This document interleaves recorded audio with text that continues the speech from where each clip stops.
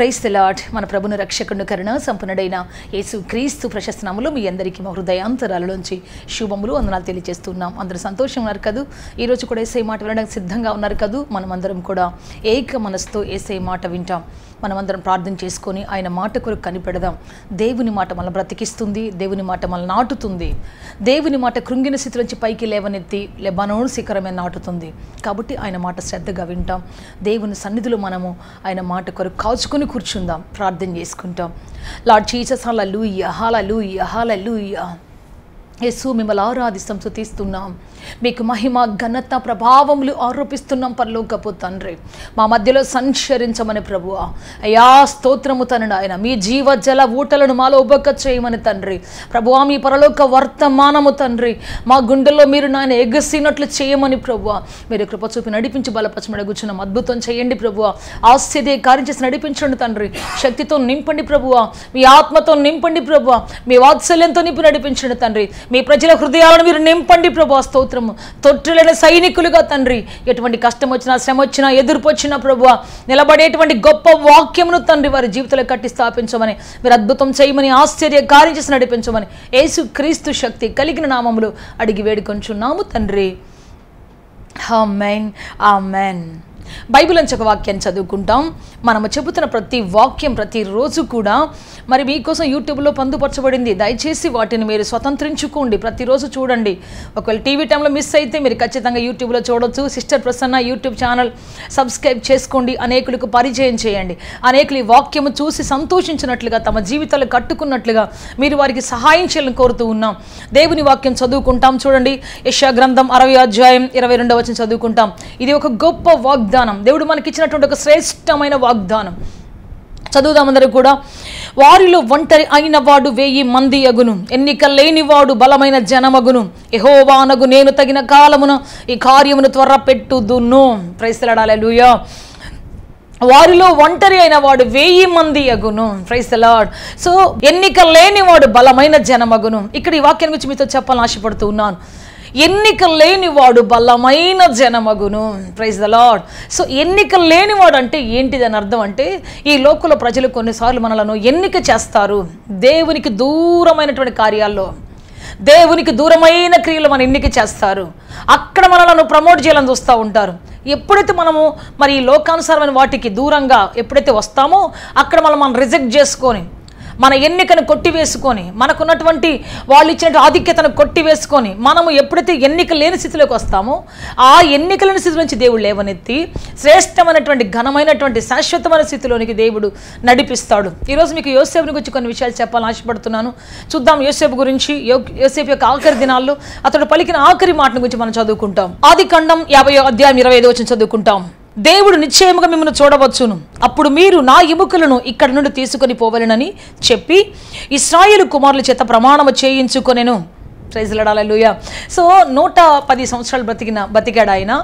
అప్పుడు చెప్తున్నాడు, ఇదిగో యెహోవా నిశ్చయంగా మిమ్మల్ని చూడడానికి వస్తాడు. ఒక నిరీక్షణాస్పదమైనటువంటి, ప్రజలకు ఒక అద్భుతమైనటువంటి ఒక సందేశాన్ని నిలువబెట్టి, ఒక నిశ్చయతను, దేవుని పట్ల వారికి ఒక ప్రగాఢమైనటువంటి నిశ్చయమైన కార్యం వాళ్ళ ముందు చెప్పి, నిశ్చయంగా దేవుడు చూడడానికి వస్తాడు, మిమ్మల్ని తీసుకొని వెళతాడు. అయితే వెళ్ళేటప్పుడు మీతో పాటు నా ఎముకలను కూడా తీసుకొని పోండి అన్నాడు. ఈ మాట దగ్గర నాకు చాలా ఆశ్చర్యం వేసింది. ఇక్కడ కానీ ఉంటే ఒకవేళ ఆ ఎముకలు ఎలా ఉంటాయి అంటే, ఒక పెద్ద పిరమిడ్లో కట్టబడతాయి. ఎందుకంటే ఐగుప్తు దేశాన్ని పరిపాలించినటువంటి రాజులందరినీ కూడా విచిత్రమైనటువంటి, ప్రపంచానికే వింతైనటువంటి పిరమిడ్స్లో పెడతారు. ఆ యొక్క శరీరం పాడవకుండా, వారి యొక్క దేహాలు కుళ్ళిపోకుండా ఆనాడే ఆ టెక్నాలజీ, ఆ యొక్క సుగంధ ద్రవ్యాలు పూసి వారిని చెడిపోకుండా అక్కడ పెడతారు. ఇప్పటికీ కొన్ని వేల సంవత్సరాల నాటి ఆ బాడీస్ అక్కడ ఉన్నాయి. ఇప్పుడు వాటిని మమ్మీస్ అని పిలుస్తారు. వాటిని అక్కడ పెట్టేస్తున్నారు. అయితే యోసేపు కోసము కూడా వాళ్ళు ఖచ్చితంగా ఒక పిరమిడ్ కట్టించి పెట్టేవాళ్ళే. అదొక విచిత్రం, ప్రపంచానికి విచిత్రమైనటువంటి ఒక పిరమిడ్. సో దేవుని బిడ్డ, మరి అలా ఆయన తన యొక్క బాడీని ఇన్ని సంవత్సరాలు సేవ చేసి, మ్యాక్సిమం 80 years 80 సంవత్సరాలు సేవ చేసి, ఆ 80 ఏళ్ల సేవ తర్వాత కూడా ఆయన ఏమంటున్నాడంటే, నేను ఇక్కడ ఉండను, నా బాడీ ఇక్కడ ఉంచొద్దు, నా ఎముకలు ఇక్కడ ఉంచొద్దు, మీరు వెళ్ళేటప్పుడు దేవుడు మిమ్మల్ని వచ్చి చూసి మిమ్మల్ని వాగ్దాన దేశం పంపించేటప్పుడు ఖచ్చితంగా నా ఎముకలు తీసుకొని వెళ్ళండి అన్నాడు. అంటే రాజులు కట్టబోతున్నటువంటి ఐగుప్తు యొక్క ఆ యొక్క టెక్నాలజీతో కట్టబోతున్నటువంటి ఆ పిరమిడ్స్ ఉండటానికి తనను తాను ఏ మాత్రం కూడా ఎన్నిక చేసుకోలేదు. ఒకవేళ ఆ పిరమిడ్స్లో ఉంటే చాలామంది టూరిస్టులు వస్తారు, రోజు చాలామంది టూరిస్టులు వస్తారు. వాళ్ళందరూ కూడా ఒక గైడ్ దగ్గర నుంచి చెప్తాడు, ఈయన యోసేపు, అందరు ఐగుప్తు రాజులు పరిపాలించారు కానీ ఫరోలు ఇతను ఒక్కడే యోసేపు, ఇతని పేరు జప్నత్ పనేహు అని పెట్టారు, ఇదిగో ఇతను మరి మా దేశాన్ని చాలా బాగా పరిపాలించాడని చెప్తారు. ఆ గైడ్ వచ్చి చెప్తాడు కదా. ఇటువంటి కొన్ని ఆధిక్యతలు ఉండేవి అతనికి. కానీ ప్రియ దేవుని బిడ్డ యోసేపు ఆ ఆధిక్యతను కొట్టివేసి, ఆ ఆధిక్యతను పక్కన పెట్టి నిర్లక్ష్యపరిచి, నాకు పిరమిడ్లో ఉండటం నాకొద్దు, నా దేవుడిచ్చే పాలుతేలు ప్రవహించేటువంటి ఆ దేశంలోనికి నేను వెళ్ళాలి అని చెప్పేసి తన అన్నదమ్ములకు అందరికీ కూడా, నన్ను మిగిలినటువంటి బ్రతికిన వాళ్ళందరికీ కూడా చెప్పాడు, నేను అర్జెంటుగా మీతో పాటు బయలుదేరాలి, కాబట్టి నన్ను మీరు వెళ్ళేటప్పుడు నా ఎముకలు మాత్రం మర్చిపోద్దని చెప్పేసి వాళ్ళ దగ్గర ఒక ప్రమాణం తీసుకొని ఆ తర్వాత చనిపోయాడంట.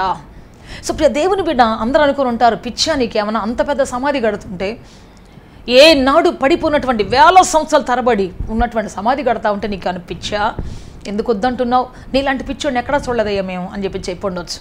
ఎందుకు ఇటువంటి ఛాన్స్ మిస్ చేసుకుంటున్నావు, ఎందుకు ఇటువంటి గొప్ప ఆధిపత్యాన్ని మిస్ చేసుకుంటున్నావు అని చెప్పేసి వాళ్ళు అంతగా నేను ఎన్నిక చేసి పెట్టారు. ఫరో యొక్క ఆ యొక్క సమాధుల పంక్తిలో నువ్వు ఉండాలని, ఆ సమాధుల తోరణాల మధ్యలో నువ్వు ఉండాలని వాళ్ళు కోరుకుంటా ఉంటే నువ్వు ఎందుకు వద్దంటున్నావు అని చెప్పేసి చాలామంది మరి యోసేపుని అడిగి ఉండొచ్చు. కానీ యోసేపు వాళ్ళందరి ఎలక్షన్ని పక్కన పెట్టి, వాళ్ళు కోరుకుని తనను హెచ్చించాలన్న విధానాన్ని పక్కన పెట్టి, తాను కోరుకున్న పద్ధతిలో తన దేవుని ప్రజలతో వెళ్ళడానికి, తన దేవుని ప్రజల మధ్యలో తాను ఉండి ఆ యొక్క స్థలంలో తన యొక్క మరి శాశ్వత నివాసం ఏర్పాటు చేసుకోవడానికి, నేను పాలుతేలు ప్రవహించే దేశానికి వెళతాను, ఇక్కడ ఎక్కడ ఆగను అని చెప్పేశాడు. సో ప్రియ దేవుని బిడ్డ, ఏం జరిగింది ఇప్పుడు అక్కడ అంటే, అంత పెద్ద ఎలక్షన్లోంచి, అంత పెద్ద వాళ్ళు కోరినటువంటి ఆ కోరికలోంచి వచ్చేసి తాను ఒంటరిగా ఒక యాత్రను ఆరంభించాడు. ఎముకలతోటి యాత్రను ఆరంభించారు వాళ్ళు. ఆ ఎముకలు 40 సంవత్సరాలు మోసారు వాళ్ళు. 40 సంవత్సరాలు అతడు మరి చీలినటువంటి సముద్రంలో నడుచుకుంటూ వచ్చాడు. ప్రియ దేవుని బిడ్డ, బ్రతికినోళ్ళు నడుస్తున్నాడు, చనిపోయిన యోసేపు నడుస్తున్నాడు. అంతేకాదు ప్రియ దేవుని బిడ్డ, అతని కోసం గుడారం వేసి ఉంటారు, ఆ బాక్స్ని అక్కడ పెట్టేసి ఉంటారు. ఎందుకంటే బాక్స్ని ఎవరు కూడా ఇంట్లో పెట్టుకోరు కదా, ఒక గుడారం వేశారు. అతనికి ఒక ఇల్లు వేసేసి ఆ గుడారంలో యోసేపు ఎముకలను పెట్టేసి ఉన్నారు. ఏం చేస్తున్నాడు ఇప్పుడు యోసేపు, ఎటువంటి ఆధిపత్యం పొందాడు? ఆ విధంగా తనను తాను అక్కడ నెగ్లెక్ట్ చేసుకొని ఇక్కడికి వచ్చినందువల్ల ఏం పొందుకున్నాడంటే, నియర్లీ 25 లక్షల ప్రజలు, 25 lakhs ఆఫ్ పీపుల్, అంతమంది ప్రజలకు ఇతను బోధిస్తూ వచ్చాడు. ఎట్లా అంటే, ఆయన ఎముకలు మోసుకుంటూ వస్తున్నప్పుడు చాలామంది అడుగుంటారు పిల్లలు, నానా ఆ ఎముకలు ఎవరివి, తాతయ్య ఆ ఎముకలు ఎవరివి అని అడుగుంటారు. అప్పుడు ఏం చెప్పుంటారు తెలుసా, ఈయన యోసేపు అయ్యా, మన నాయకుడు అయ్యా, మనల్ని ఐగుప్తు తీసుకొచ్చి 400 సంవత్సరాలు 400 సంవత్సరాలు సురక్షితంగా క్షేమంగా ఉండటానికి ఆధారమైనటువంటి ఒక వ్యక్తి అయ్యా. సో అటువంటి వ్యక్తిని మనం మోసుకొని పోతున్నామని చెప్తూ ఉన్నాడు. ఏంటి ఆయన ఆధిపత్యాలు అంటే, పాపమే వచ్చి మీద పడినా ఆయన పాపి కాలేదయ్యా. లోకానుసారమైనటువంటి ఐగుప్తు ధనం విస్తారంగా తన కాళ్ళ ముందుకు వచ్చినా ఏ రోజు ఆ ధనాన్ని బట్టి పొంగిపోలేదు, ఆ ధనాన్ని బట్టి తనను తను మరులు గొలుపుకోలేదు, ఆ ధనాన్ని బట్టి తనను తను మోసపరుచుకోలేదు. ఐగుప్తు యావత్ మరి ఆ ధాన్యం యావత్ సంపద ఆయన పాదాల దగ్గర పెట్టబడింది.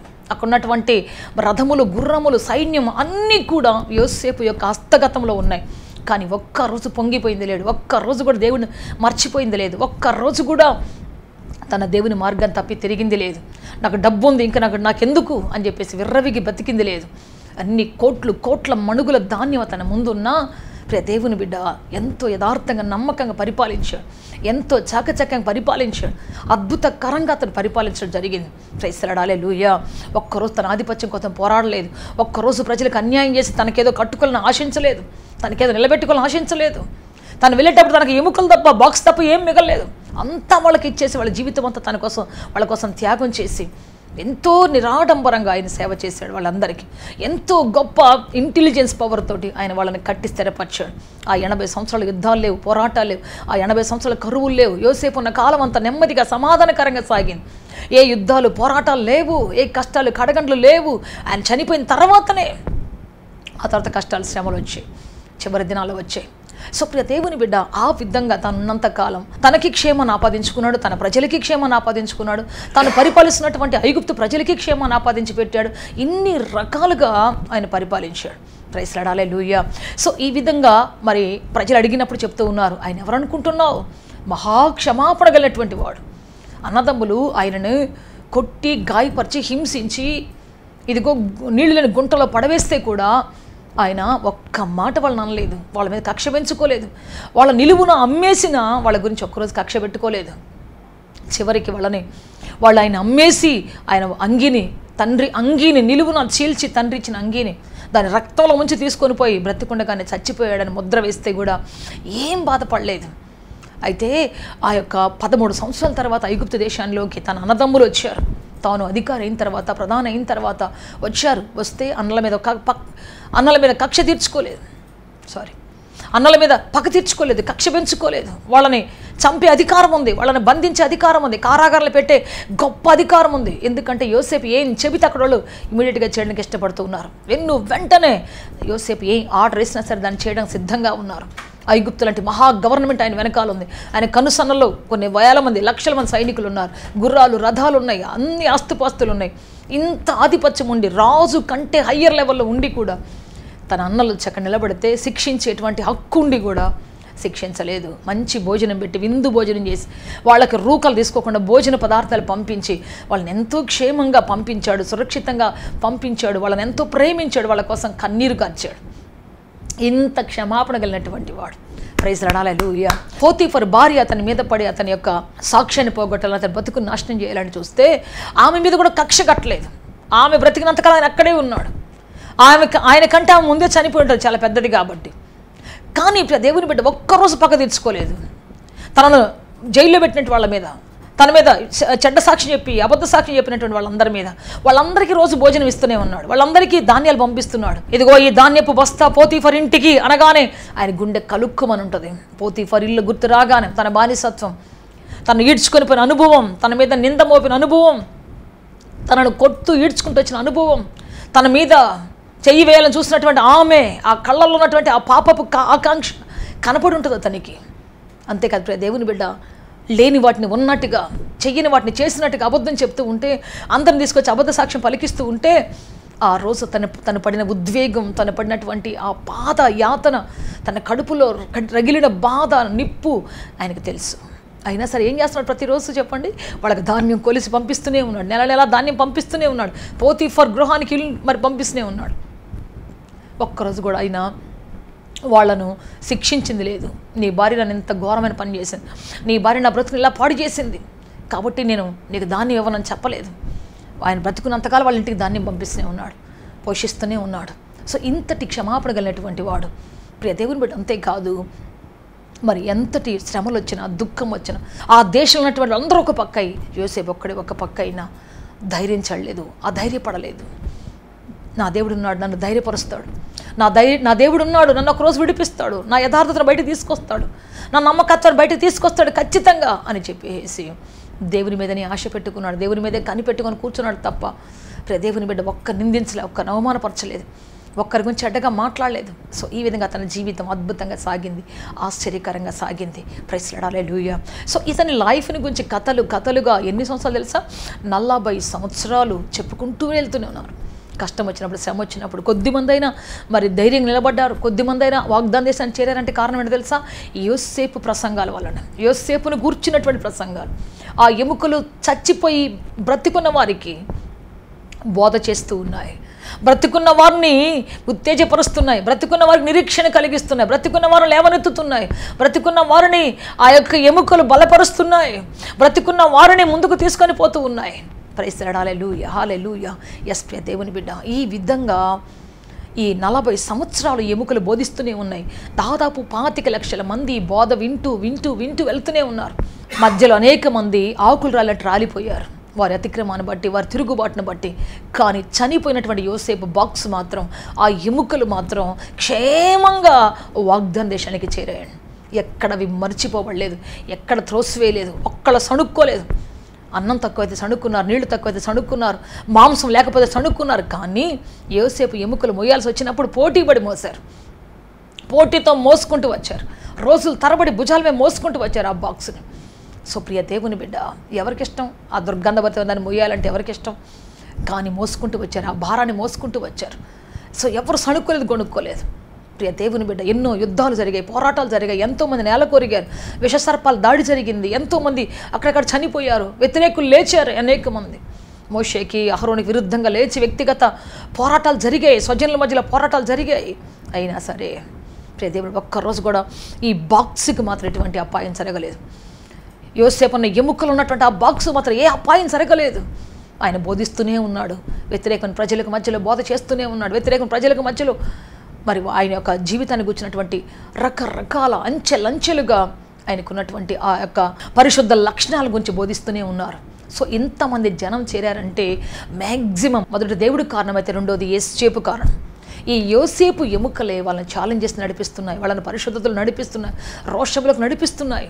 దిక్కులేని వాడిగా, ఒంటరిగా, ఒక అమ్మబడినటువంటి ఒక బానిసగా ఉన్న వ్యక్తి దేశాన్ని ఎలా పరిపాలించాడు, అంత గొప్ప స్థాయికి ఎలా వచ్చాడు, అంత గొప్ప స్థితికి దేవుడు ఎలా హెచ్చించాడు. సో యోసేపుని హెచ్చించిన దేవుడు మనల్ని హెచ్చిస్తాడు. మనకేమున్నా లేకపోయినా యోసేపుని కళ్ళ ముందు హెచ్చించిన దేవుడు మనల్ని కూడా హెచ్చిస్తాడు, మనల్ని కాపాడతాడు, మనల్ని గురి ఎద్దుకు నడిపిస్తాడు. మన పట్ల ఆయనకు ఉద్దేశం ఉంది, మన పట్ల ఆయనకు ఒక ప్రణాళిక ఉంది.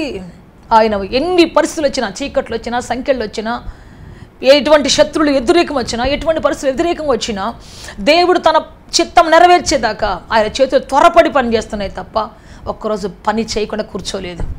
తన ప్రజలను హెచ్చించాలని, తన ప్రజలను బలపరచాలని, తన ప్రజలను ఉన్నత శిఖరం తీసుకొని పోవాలని ఆయన చేతులు బలపరుస్తున్నాయి. సహోదరుడా, నీ కొరకు దేవుని చేతులు పనిచేస్తున్నాయి. త్వరపడి ఒక్కనికి 1000 వంతులుగా ఆశీర్వాదం ఇవ్వాలని, ఎన్నిక లేకుండా తనను తాను తగ్గించుకొని, లోకానుసారం వాటిలో చిక్కుకొనకుండా, సులభంగా చిక్కులు పెట్టి పాపాల్లో, అధికారాల్లో చిక్కుకొనకుండా, లోకానుసారం వాటిలో వాటిల్లో చిక్కుకొనకుండా తప్పించుకొని తనను తాను రిక్తునిగా చేసుకున్న వ్యక్తి కోసం బలమైన కార్యాలు చేయడానికి, బలమైన అధికారం ఇవ్వడానికి, బలమైన ఆధిపత్యం ఇవ్వడానికి, బలమైన సింహాసనం ఇవ్వడానికి, ఉన్నత శిఖరాగ్రం ఇవ్వడానికి దేవుని చేతులు 24 hours త్వరపడి పనిచేస్తున్నాయని బైబిల్ చెప్తుంది.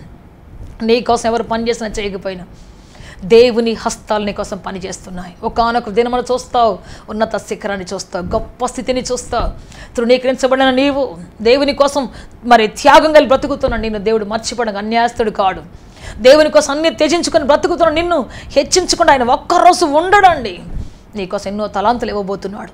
ప్రజలు అబ్బురపరిచేటువంటి, ప్రజలు చూసి ఆశ్చర్యపడేటువంటి గొప్ప తలాంతు ప్రభు నీకోసం తీసుకురాబోతున్నాడు. ఆయన వాటిని నీకు ఇవ్వబోతూ ఉన్నాడు. ప్రైస్ లార్డ్, హల్లెలూయా. యోసేపుని హెచ్చించిన దేవుడు నిన్ను హెచ్చించబోతూ ఉన్నాడు.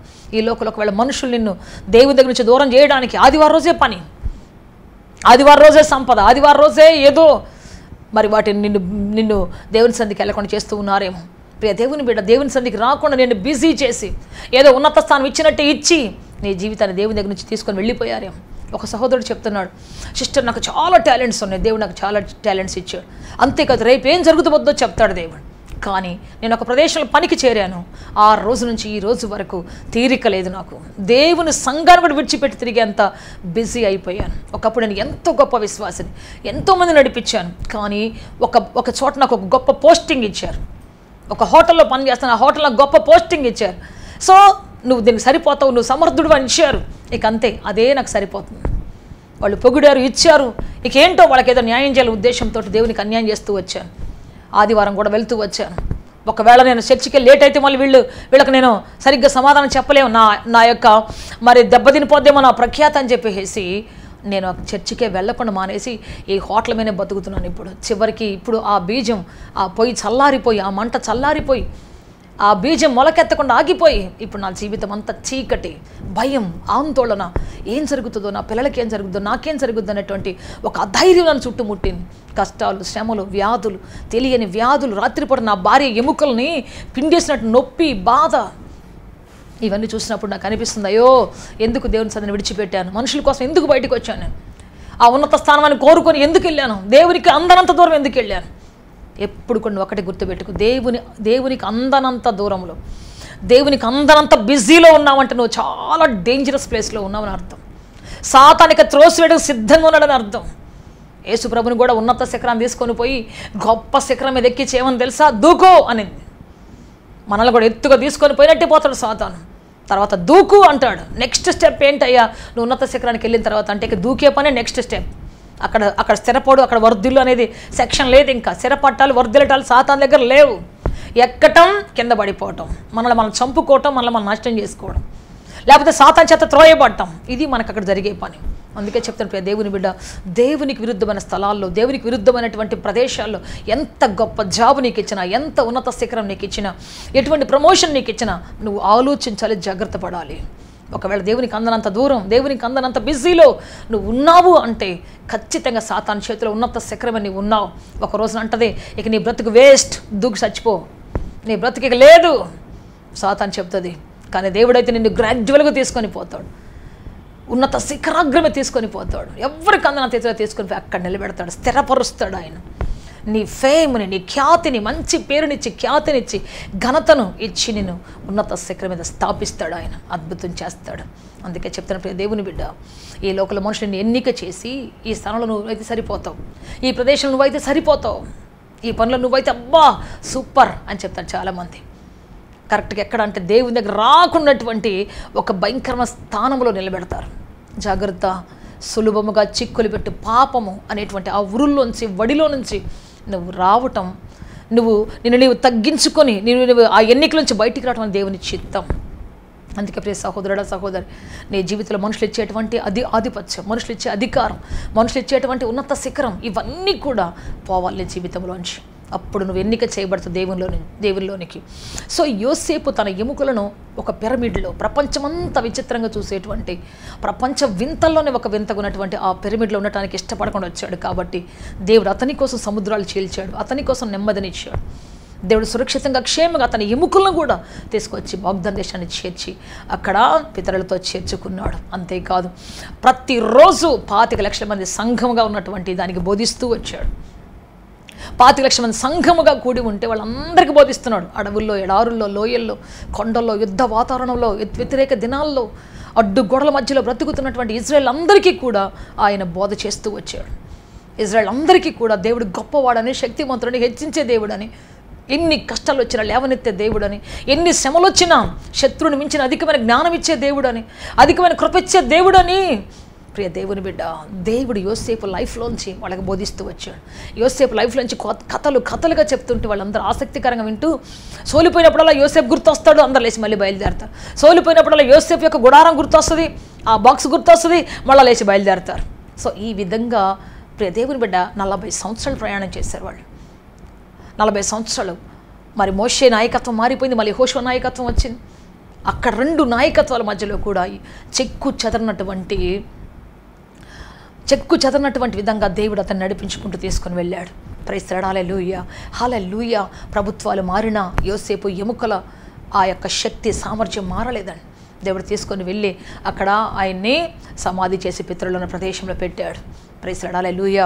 ఇప్పటికీ పరిశుద్ధునిగా, మరి యవనస్తులకు ఒక మాదిరిగా, లోకంలో ఉన్నటువంటి కృంగిపోయిన వారికి ఒక మాదిరిగా, సొంత జనం చేత త్రోసివేయబడినటువంటి వారికి ఒక మాదిరిగా, నింద అవమానం, చెయ్యని నేరం మీదబడినప్పుడు కృమిలిపోతున్నటువంటి వారందరికీ ఒక మాదిరిగా, చెయ్యని నేరానికి శిక్ష అనుభవిస్తున్నటువంటి ఆ కటకటాల మధ్యలో ఉన్నటువంటి వాళ్ళందరికీ ఒక మాదిరిగా, ఒక ఛాలెంజ్గా బ్రతికున్నటువంటి వారందరికీ చచ్చిపోయినా సరే ఆయన ఒక గురువుగా, అజ్ఞానం నుంచి విడిపించేటువంటి ఒక గురువుగా, ఒక చీకట్లో తీసుకొచ్చే గురువుగా ఆయన ఉన్నాడు. ఒక పాఠంగా ఉన్నాడు, ఒక సజీవ సాక్షిగా నిలబడి ఉన్నాడు, చెరిగిపోయినటువంటి ఒక సజీవమైనటువంటి సూచనగా ఉన్నాడు. ప్రైజ్ ది లార్డ్, హల్లెలూయా. అందుకే ప్రియ దేవుని బిడ్డ, ప్రజలు మనం ఎన్నుకుంటారు అనవసరం వాటిని నిలబెట్టడానికి, ప్రజలు మనం ఎన్నుకుంటారు దేవునికి దూరమైన ప్రదేశాల్లో, దేవునికి విరుద్ధమైన ప్రదేశాలు నిలబెట్టడానికి. జాగ్రత్త. యోసేపులాగా ఎప్పుడైతే నువ్వు బయటికి వస్తావో, దేవునికి దూరంగా నేను ఏ పని చేయనయ్యా, దేవునికి విరుద్ధమైన ఏ పని నాకు వద్దు, ఎంత పెద్ద లీడర్షిప్ ఇచ్చిన నాకు వద్దు, దేవునికి సమీపం ఉండే పని నాకు కావాలి, దేవునికి దూరమైన వాటిలో నేను జీవించడం, ఆయన సన్నిధికి వెళ్లకుండా, ఆయన వాక్యం చదవకుండా బిజీలో ఉండడం నాకొద్దు. నేను దేవుని దగ్గరగా ఉంటాను, ఆయనకి దగ్గరగా జీవిస్తాను. సో ప్రియ దేవుని బిడ్డ, అందుకని నువ్వు ఎప్పుడైతే దగ్గరగా జీవించాలని ఆశపడతావు, నీ దేవుడు మరింత ఉన్నతంగా నీ జీవితాన్ని హెచ్చిస్తాడు, చెరిగిపోయిన చరిత్రగా చేస్తాడు. ఒక ఫరో చక్రవర్తిగా ఉంటే కొద్ది కాలం ఉంటాడు, దాని వైభవం అనుభవిస్తాడు, ఆ తర్వాత వెళ్ళిపోతాడు. అప్పుడు యోసేపు గురించి ఇంకొకరు చెప్పాలి, పరిచయం చేయాలి. కానీ ఇక్కడ 25 లక్షల కాల్బలం అంతా కూడా ప్రతిరోజు యోసేపు ద్వారా శక్తిని పొందుకొని బయలుదేరి వెళుతూ ఉన్నాడు. వాళ్ళు నడిపించే నాయకుడు మోషే అని మనం అనుకుంటాం, కానీ నిజాన్ని నడిపించే ఇంటర్నల్గా, ఎక్స్టర్నల్గా నడిపించే నాయకుడు మోషే అయితే ఇంటర్నల్గా నడిపించేటువంటి నాయకుడు యోసేపు. ప్రైజ్ ది లార్డ్, హల్లెలూయా. కొన్నిసార్లు నేను అనుకుంటున్నాను, మోషే కూడా ఆ యోసేపు యొక్క బాక్స్ను చూసే, యోసేపు యొక్క ఎముకలు చూసే శక్తిని తెచ్చుకున్నాడేమో, సామర్థ్యం తెచ్చుకున్నాడేమో అనుకుంటున్నాను. అటువంటి పరీక్షలు, అటువంటి ఛాలెంజెస్ మోషే జీవితంలో వచ్చినప్పుడు కూడా ఒకవేళ ఆయన యోసేపు యొక్క ఎముకలు చూసి ధైర్యం తెచ్చుకొని ఉంటాడు. యోసేపుని హెచ్చించింది దేవుడు నన్ను హెచ్చిస్తాడు, యోసేపును ధైర్యపరిచింది దేవుడు నన్ను ధైర్యపరుస్తాడు. సొంత జనులు యోసేపును త్రోసివేశారు కదా, అయినా దేవుడు యోసేపును విడవలేదు కదా. నా జనులు కూడా నన్ను త్రోసివేస్తున్నారు, అయినా నా దేవుడు నన్ను విడువడు అనేటువంటి ఒక ధైర్యం తెచ్చుకొని ఉంటాడు, నడిచి ఉంటాడు. Praise the Lord, hallelujah.